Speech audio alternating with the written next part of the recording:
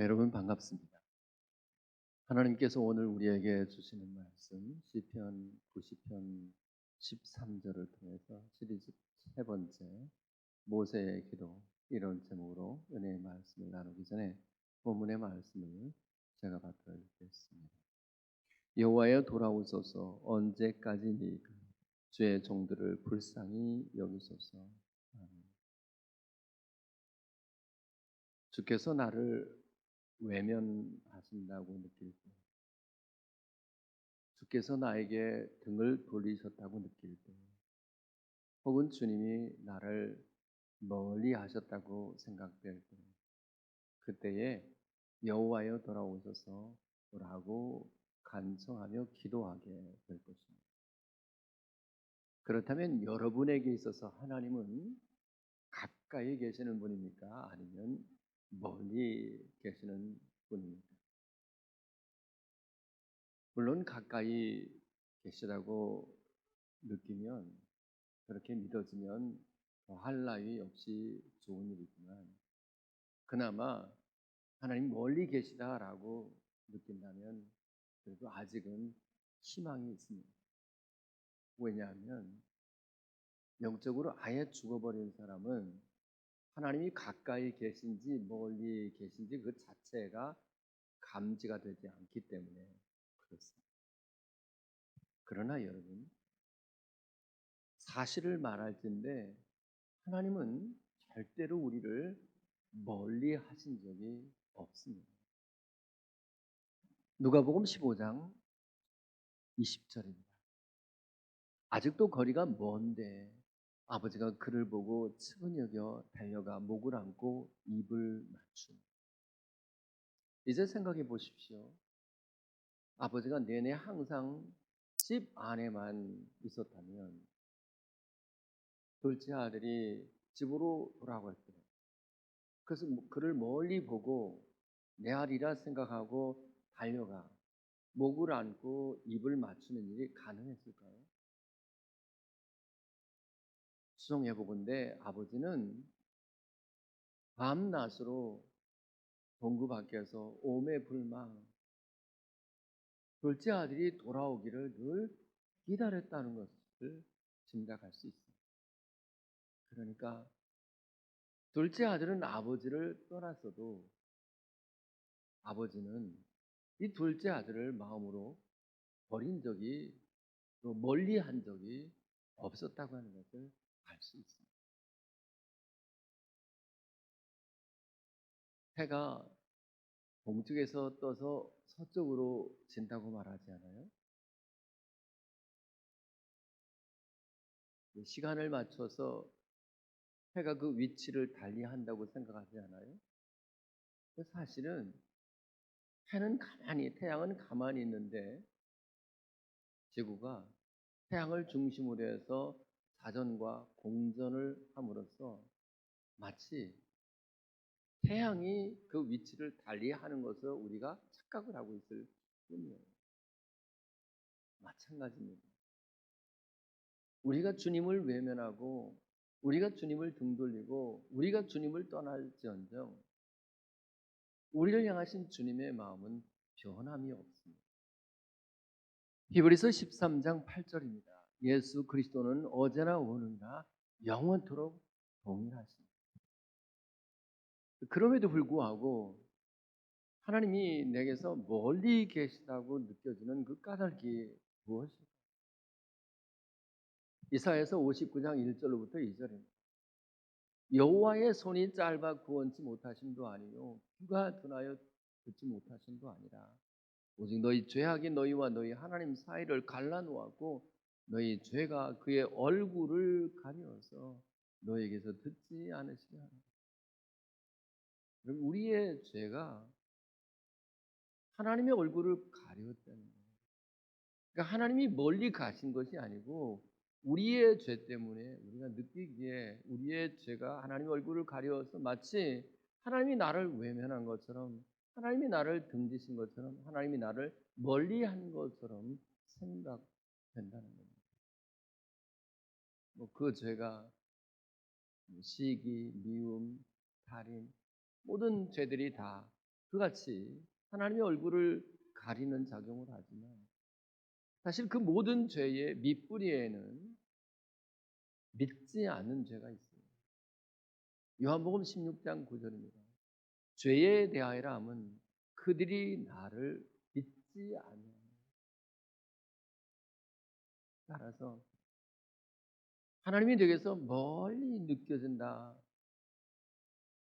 그렇게 판단되면 먼저 점검할 것이 내가 하나님의 하나님됨을 제대로 믿고 있는가, 그리고 그 하나님이 나의 하나님으로 믿어지고 있는가, 특별히 그 하나님이 나의 아버지라고, 내가 그분의 자녀라고 하는 것이 믿어지고 있는가, 이것을 점검해야 합니다. 누가복음 15장 17절입니다. 이에 스스로 돌이켜 이르되 내 아버지 집에는 양식이 풍족한 품꾼이 얼마나 많은가. 나의 아버지, 나의 하나님이에요. 아브라함의 하나님, 이삭의 하나님, 야곱의 하나님이 아니고 나의 하나님, 나의 아버지로 믿어지고 있는지를 점검하라는 거예요. 에베소서 1장 4절로부터 6절입니다. 창세 전에 그리스도 안에서 우리를 택하사 우리로 사랑 안에서 그 앞에 거룩하고 흠이 없게 하시고 그 기쁘신 뜻대로 우리를 예정하사 예수 그리스도로 말미암아 자기 아들들이 되게 하셨으니 이는 그가 사랑하시는 자 안에서 우리에게 거저 주시는 바 그의 은혜의 영광을 찬송하게 하려는 것. 우리를 예수 그리스도로 말미암아 주님의 아들들이 되게 하시는데 이 일은 창세전에 우리를 택하신 결과라는 거예요. 이 세상이 지어지기 전부터, 내가 이 세상에 태어나기 전부터가 아니고 이 세상이 지어지기 전부터 주님이 나를 택하셔서 하나님의 아들이 되게 하셨고 그 기쁘신 뜻대로 우리를 창세전에 예정하셔서 우리를 주님의 아들들이 되게 하셨다는 거예요. 그렇다면 누구라서 이 심오한 이 주님의 경륜, 이 섭리, 이 예정을 누구라서 무산시킬 수 있겠으며 누구라서 이 하나님의 예정하심을 막을 수가 있겠습니까? 하나님이 나의 하나님, 나의 아버지, 나는 그의 아들이라고 믿어질 때 하나님 그런 사람들, 그렇게 하나님이 예정하고 택한 사람들에게는 반드시 믿음을 갖게 하십니다. 근데 그 믿음을 갖게 하는 통로가 뭐냐면 말씀입니다. 로마서 10장 17절 믿음은 들음에서 나며 들음은 그리스도의 말씀으로 말미암습니다. 하나님이 택한 사람들, 자녀로 하나님의 자녀로 택함 받은 사람들은 어떤 경로를 통해서든지 하나님의 말씀을 듣게 하십니다. 그런데 그렇게 좋은 말씀으로 말하는데도 듣지 않을 경우가 있잖아요. 그때 하나님께서 사건으로 말씀하십니다. 여러 차례 말씀드린 것처럼 히브리어 다바르는 말씀이라는 뜻도 있지만 사건이라는 뜻도 있다고 하지 않았습니까? 누가복음 15장 13절로부터 14절입니다. 거기서 허랑방탕하여 그 재산을 다 낭비하더니 다 없앤 후 그날에 크게 흉년이 들어 그가 비로소 궁핍한 인생 부도, 인생 파산, 인생 파국, 인생 흉년, 고난과 고통이라고 하는 사건들을 경험하지 않았다면 그냥 그 나라에서 그가 계획한 대로 모든 일이 다 형통했다면, 잘 나갔다고 하면 그는 결코 아버지께로 아버지를 생각하지 않았을 거예요. 내 아버지 집에는 양식이 풍족한 품꾼이 얼마나 많은가, 이 생각을 아예 못했을 거라고요. 하나님은 지금도 이 코로나라고 하는 사건을 통해서 우리에게 말씀하세요. 성경의 말씀을 통해서, 주의 종들의 말씀을 통해서 이제 안 들으니까, 잘 안 들으니까 코로나라고 하는 사건을 통해서 말씀하세요. 이제 제발 세상 생각하지 말고 하나님을 생각하라는 거예요. 부디 여러분 큰 삶의 위기, 고통 없이도 하나님의 음성을 듣고 하나님의 하나님됨, 특별히 하나님이 나의 하나님됨, 나의 아버지됨, 나는 그분의 아들됨을 다시 한번 회복하시는 은혜가 있기를 축복합니다. 그렇게 될 때에 그는 반드시 아버지께로, 하나님께로 돌아가게 되어 있습니다. 누가복음 15장 20절입니다. 이에 일어나서 아버지께로 돌아간다. 그렇게 아버지께로 돌아가게 되었을 때 둘째 아들을 대하는 아버지의 말씀은 이것입니다. 누가복음 15장 24절입니다. 이 내 아들은 죽었다가 다시 살아났으며 내가 잃었다가 다시 얻었노라. 아버지 입장에서는 이전보다 더 보배로운 아들이에요. 죽었다가 살아났으니까 얼마나 금쪽 같은 마음으로 이 아들을 대하는지 몰라요. 그럼에도 불구하고 이 돌아온 둘째 아들은 이렇게 말합니다. 누가복음 15장 18절과 19절입니다. 아버지, 내가 하늘과 아버지께 죄를 지었사오니 지금부터는 아버지의 아들이라 일컬음을 감당하지 못하겠나이다. 나를 품꾼의 하나로 보소서. 그럼 정말 아버지께로 제대로 돌아온 사람, 회개한 사람, 회심한 사람에게 나타나는 것이 뭐냐면, 분명히 내가 아버지의 아들이라는 확신도 있지만 동시에 이제는 내가 아버지를 섬기는 품꾼의 하나로 종으로서 살아가겠다고 하는 마음을 가지게 된다는 거예요. 느헤미야서 9장 29절입니다. 다시 주의 율법을 복종하게 하려고 그들에게 경계하셨습니다. 이때 복종이라고 하는 말이 히브리어 슈브고요. 이 슈브라고 하는 말이 회개하다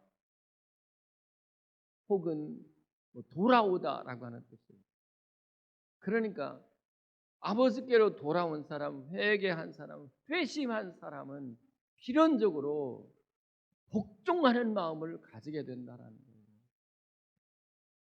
그러니까 저와 여러분들이 정말로 하나님 앞에 회심하고 회개했는지는 무엇으로 알 수 있느냐면 하나님과 사람 앞에 내가 복종하고 싶은 마음이 있는지 여부를 알 수 있어요. 에베소서 5장 21절입니다. 그리스도를 경외함으로 피차 복종하라.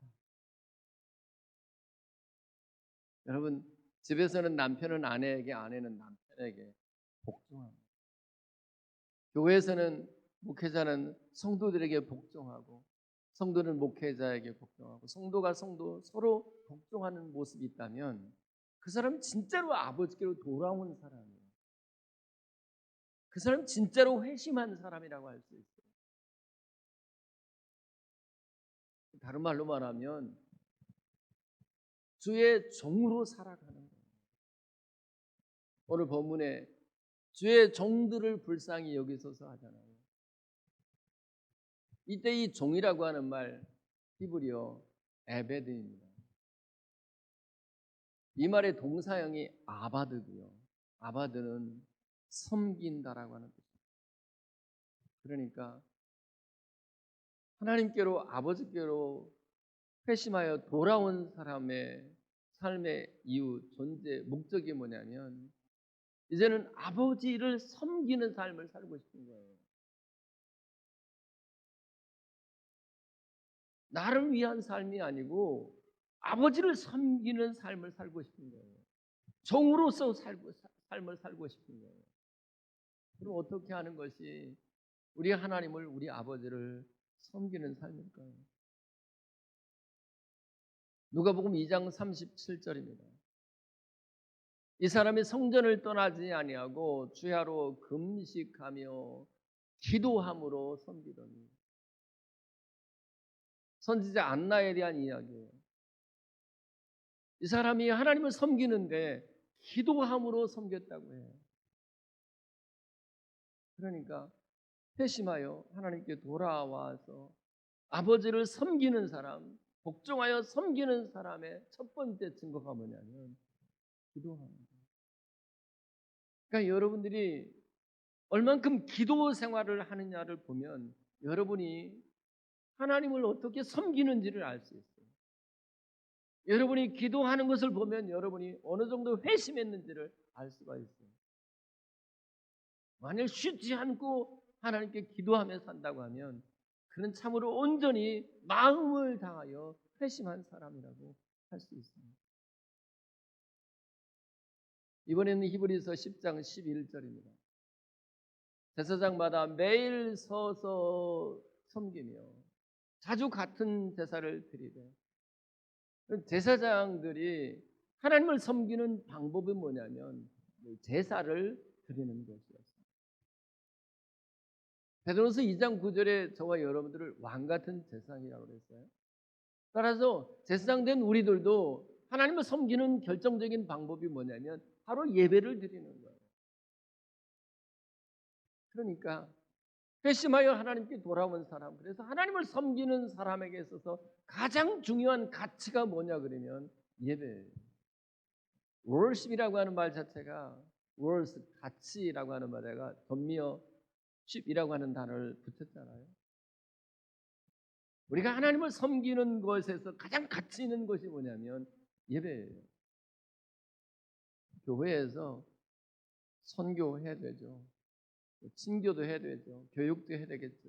그러나 이 모든 것보다 가장 가치 있는 것, 우리가 주님을 섬기는 데서 가장 가치 있는 것은 바로 예배를 드리는 것을 잊지 말아야 돼요. 그래서 회심하여 돌아온 사람, 아버지를 섬기는 사람에게 있어서는 예배는 그 어떤 것보다 중요해요. 그래서 회심한 사람은 예배를 목숨을 걸고 지키게 되어 있습니다. 요한복음 4장 23절입니다. 아버지께 참되게 예배하는 자들은 영과 진리로 예배할 때가 오나니 곧 이때라. 아버지께서는 자기에게 이렇게 예배하는 자들을 찾으십니다. 예배할 때 진리로 예배를 드린다는 것은 진리 되신 예수님으로 예배를 드린다는 것입니다. 예수님을 나를 위한 번제의 제물로 삼고 아버지께로 간다는 뜻입니다. 그 예수님이 나의 번제물이 되어 주시지 아니하시면 하나님이 나를 받아주실 리가 없기 때문에, 그 다음에 영으로 예배를 드린다는 것은 물론 성령으로 예배를 드리는 것이지만 로마서 12장 1절 너희 몸을 하나님이 기뻐하시는 거룩한 산 제물로 드리라. 이는 너희의 드릴 영적 예배니라 그래요. 예수님이 나를 위한 번제의 제물이 되셨으므로 나도 주를 위해서 산 제물이 되기를 바라요. 제물이 제물 된다는 것은 죽는 것에 있습니다. 죄에 대해서 죽고 세상에 대해서 죽고 자기 자신에 대해서 죽는 거예요. 그래서 나는 없고 오직 이제 내 안에 예수 그리스도만 계시고 그 내 안에 계신 그 주님으로만 살겠다고 하는 결단이 예배 가운데 나타나게 되어 있어요. 그래서 예배를 하나님께 회심하여 돌아와서 주님을 예배로서 하나님을 섬기는 사람들은 자기가 없어져요. 내가 없어지게 돼요. 또 하나님을 참으로 섬기는 사람은 교회를 섬기게 돼요. 교회가 그리스도의 몸이기 때문에 그래요. 그래서 교회의 구성원들 하나하나를 마치 주님을 대하듯이 대하게 되고 주님을 섬기듯이 섬기게 돼요. 누구 어떤 사람도 내 밑에 있다고 생각하지 않아요. 빌립보서 2장 3절입니다. 아무 일이든지 다툼이나 허용으로 하지 말고 오직 겸손한 마음으로 각각 자기보다 남을 낮게 여기고. 여러분, 우리가 정말로 회심하잖아요. 그럼 겸손한 마음이 생겨요. 모든 사람을 나보다도 훌륭하다고 하는 마음이 생겨요. 만약에 그 마음이 우리 속에 있다면 그는 진심으로 회개한 사람, 아버지께로 돌아온 사람, 그래서 종의 마음을 가진 사람이라고 할 수 있어요. 그리고 그들의 기도를 하나님이 들으시고 그들을 주님이 가까이 하신다고 하는 것을 잊지 않으시기를 바랍니다. 마지막으로 한 가지 생각할 것은 주의 종들을 불쌍히 여기소서 하는 거예요. 출애굽기 32장에 보면 하나님이 백성들에 대하여 대노하십니다. 이유는 뭐냐면 이 백성들이 금송아지 형상을 만들어 놓고 그것을 하나님이라고 칭해요. 그리고 내일은 여호와의 절기라고 말해요. 그리고 그 앞에서 예배를 해요. 그러니까 자기가 원하는 하나님을 만들어 놓고 그렇게 섬기는 거예요. 그 말씀하십니다. 하나님이 이를 진멸하게 하겠다고. 그때 모세가 하나님께 간구해요. 하나님, 아브라함과 이삭과 이스라엘에게 말씀하셨던 것을 기억해 주시고 그 자손을 하늘의 별같이 하시겠다고 말씀하셨던 것을 기억해 주시고 저들에게 주실 그 약속의 땅을 영원한 기업으로 주시겠다고 하는 것을 기억해 주십시오. 그리고 출애굽기 32장 14절에 이렇게 기록되어 있습니다. 여호와께서 뜻을 돌이키사 말씀하신 화를 그 백성에게 내리지 아니하십니다. 놀라운 것은 여기서 뜻을 돌이키다라고 하는 단어와 불쌍히 여기소서라고 하는 단어가 똑같은 히브리어 나함입니다. 그러니까 불쌍히 여기달라고 하는 뜻은 뭐냐면 내가 받을 저주를 없이 하여 주십시오. 내 죄를 용서해 주십시오 라고 하는 말과 다르지가 않아요. 그런데 여러분, 우리가 죄를 지었을 때 마땅히 저주를 받아야 되는데 아무 이유 없이 그냥 용서해 주잖아요. 그러면 죄 삭은 사망이라고 말씀하신 그 하나님 말씀이 부도가 나는 거예요.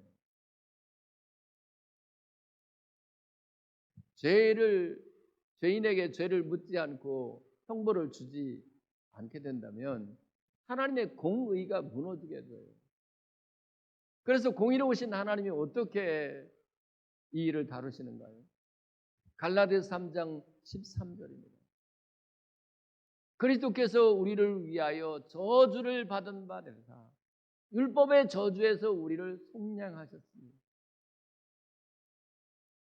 그 본래 하나님의 뜻은 뭐냐면 죄 지은 우리가 저주를 받았어야 돼요. 근데 하나님이 뜻을 돌이키셔서 예수님에게 대신 저주를 받게 하셨다는 거예요. 바로 거기에 우리를 불쌍히 여기는 아버지의 긍휼이 있어요.